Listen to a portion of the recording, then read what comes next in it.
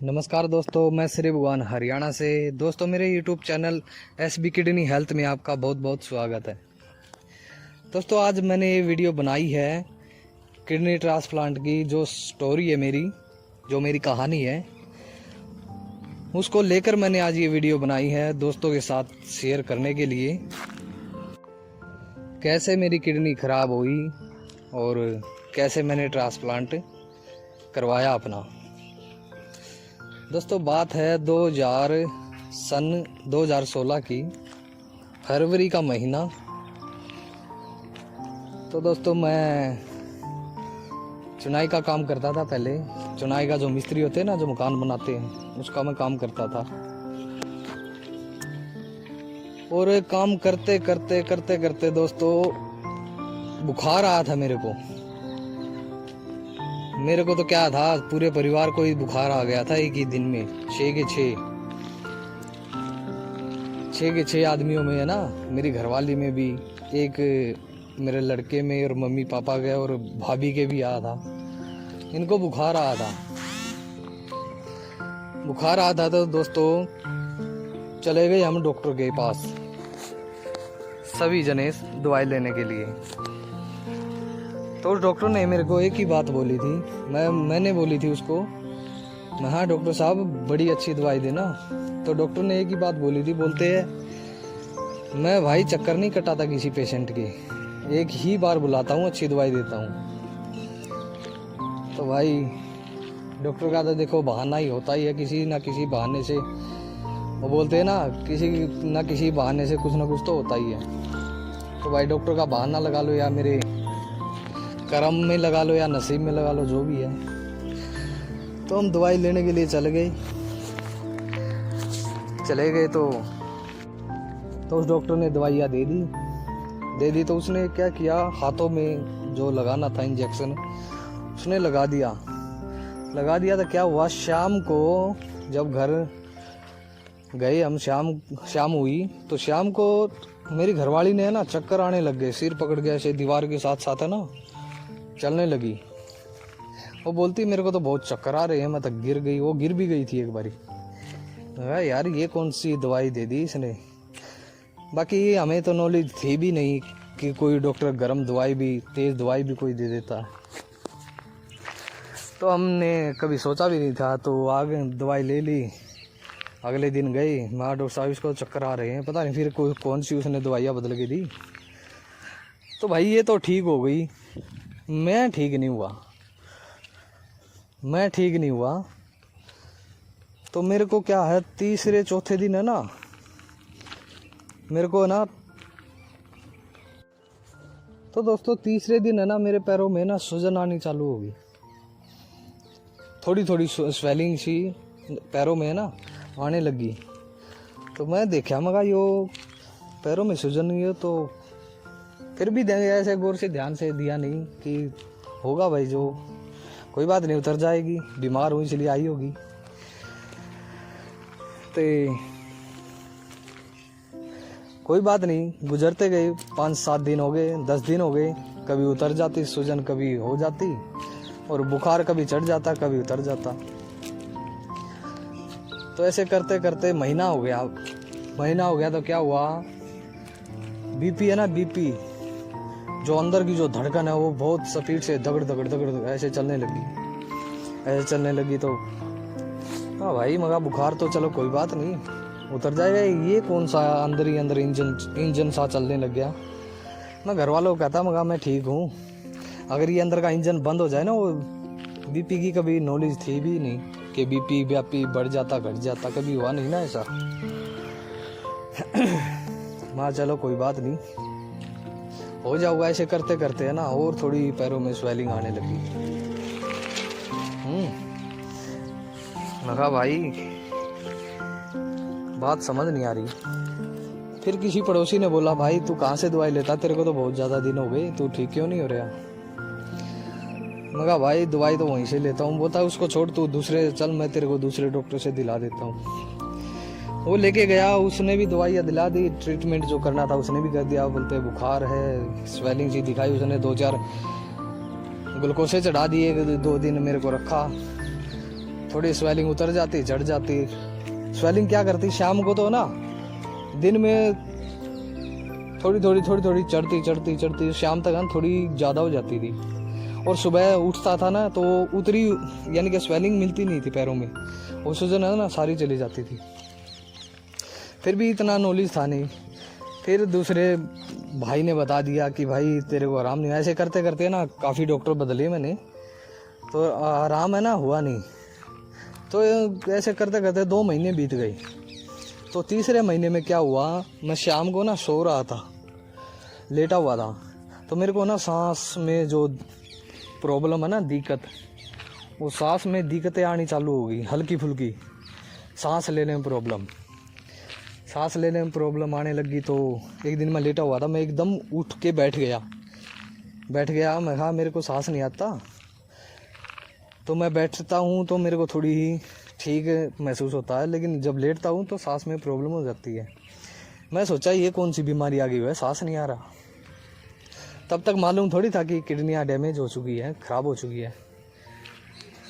तो क्या किया मेरे घर वालों ने, शायद 9-10 का करीब था रात को, तो क्या किया, गाड़ी अड़ोस पड़ोस में थी जो कार थी, वो कार करी उन्होंने, तो मेरे को बिठा गए, तो ले गई वहाँ ले गए रोहतक पीजीआई में, हरियाणा में है ये, रोहतक पीजीआई में ले गए। तो उधर डॉक्टरों ने जो करना था वो अल्ट्रासाउंड किया, पता नहीं क्या किया, मेरे को तो ना होश आस ऐसा ही था। तो उन्होंने अल्ट्रासाउंड किया होगा या कुछ एक्सरा किया होगा। उन्होंने क्या बताया, बोलते पित्त की थैली है ना जो, उसके अंदर पथरी है। तो उन्होंने रात को ही बता दिया था। फिर मेरे को 1:30-2 बज गया था, फिर मेरे को बता दिया उन्होंने, मेरे पापा ने, बोलते बेटा पित्त की थैली में पथरी है। मैं कहा चलो कोई बात नहीं, हमें तो पित्त की थैली का भी नहीं पता कहाँ है वो, कहाँ नहीं है, आज तक नहीं पता मेरे को। तो बता दिया, मैं कोई बात नहीं, पित्त की थैली में पथरी है, पथरिया तो कोई बात नहीं, निकल जाएगी, या थोड़ा छोटा मोटा ऑपरेशन हो जाएगा। तब भी उन्होंने ये नहीं बताया कि किडनियाँ दोनों ख़राब हो गई है। तो सुबह 5 बजे हम वापस घर आ गए। घर आने के बाद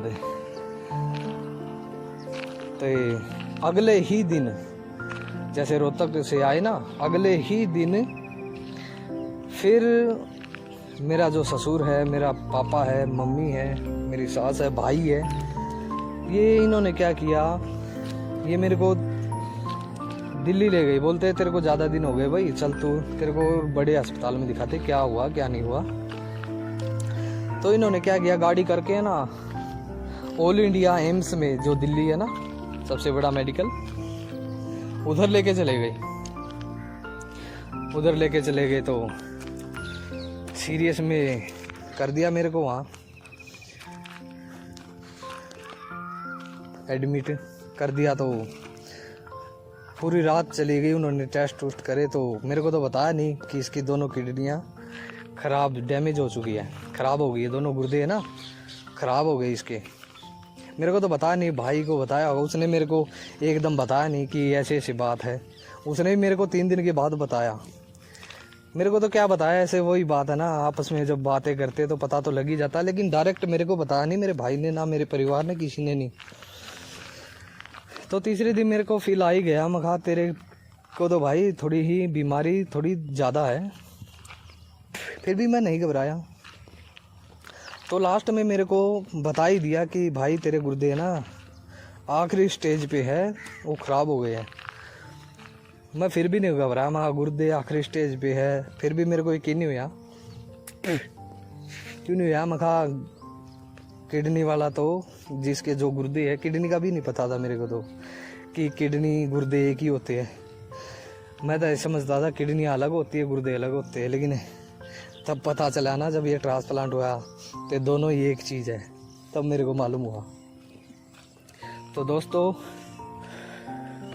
भाई फिर लगा पता, फिर भी मैं घबरा नहीं। मैं कहा गुर्दे वाला तो मर जाता है, मैं तो जिंदा हूँ, मेरे गुर्दे थोड़ी ख़राब है। फिर भी मेरे को महसूस हुआ नहीं। तो क्या किया, ऐसे करते करते 10 दिन हो गए एम्स के चक्कर काटते, घर के चक्कर काटते, डेली जाते डेली आते, रोज की रोज।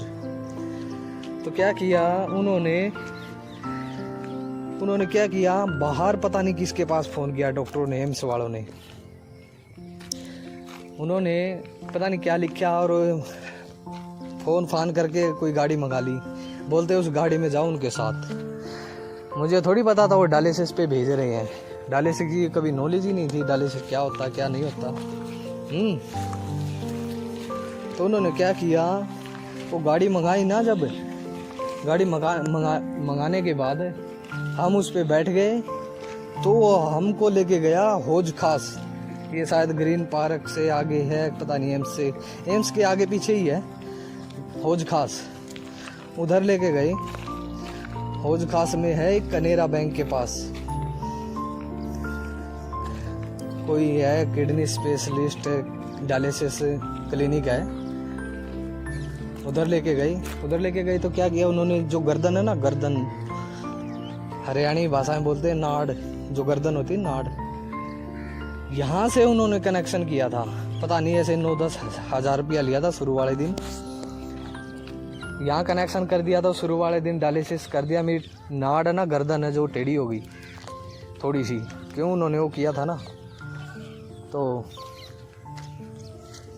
किया था। तो दोस्तों मैं तब भी नहीं घबराया, थोड़ा मैं चलो कोई बात नहीं, मगा जो गुर्दे ख़राब हुए हैं उनकी तो सफाइयाँ कर रहे हैं ना, ये सफाइयाँ कर रहे हैं, तो सफाई करने में ही मैं ठीक हो जाऊँगा।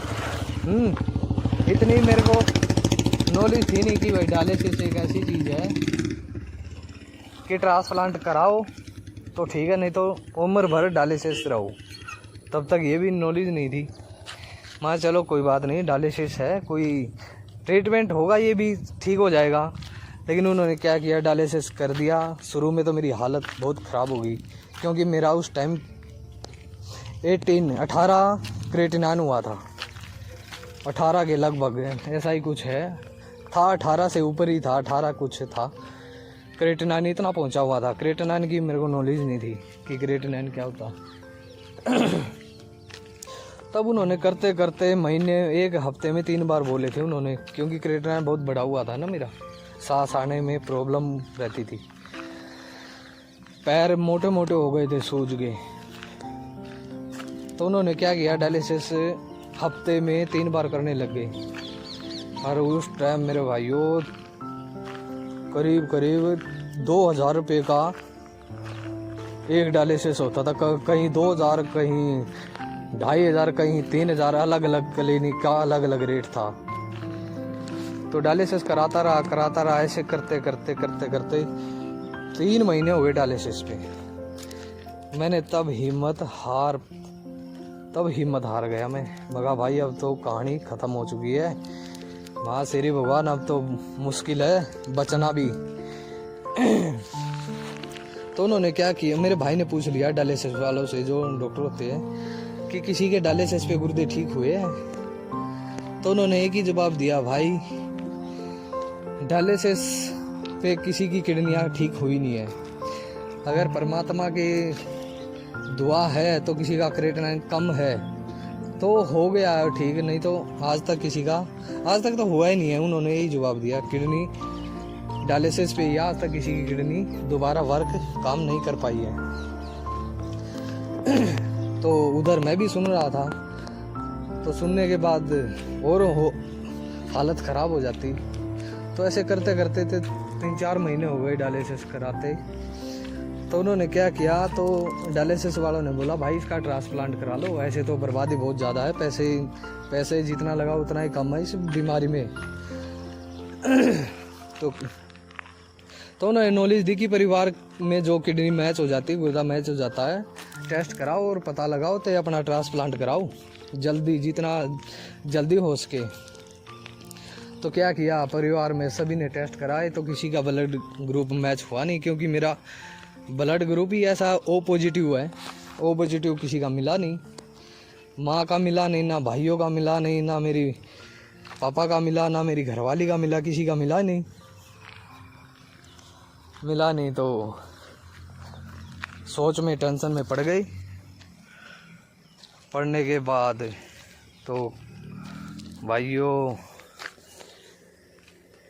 वही फिर माइंड कहीं और बीपी आई होने लग गया 200 सवा। तो भाइयों वीडियो मैं यहीं समाप्त करता हूँ, और कहानी जो मेरी है, जो मेरी स्टोरी है, अगले वीडियो में मैं भेजूंगा भाइयों। और दोस्तों मेरी एक रिक्वेस्ट है, जो मेरे चैनल पे नए हैं प्लीज़ मेरे चैनल को सब्सक्राइब करियो, और जो वीडियो है उसको शेयर करियो, लाइक करियो, और जो किडनी पेशेंट है उनके पास ये वीडियो ज़रूर शेयर करना मेरे भाइयों। जो जितनी किडनी ट्रांसप्लांट के बारे में नॉलेज है मेरे को उतनी मैं देता रहूँगा प्लीज़ दोस्तों। और किसी भाई ने जो कुछ पूछना था प्लीज़ मेरे कमेंट में पूछ सकते हैं, मैं उसका रिप्लाई देने के लिए तैयार रहूँगा।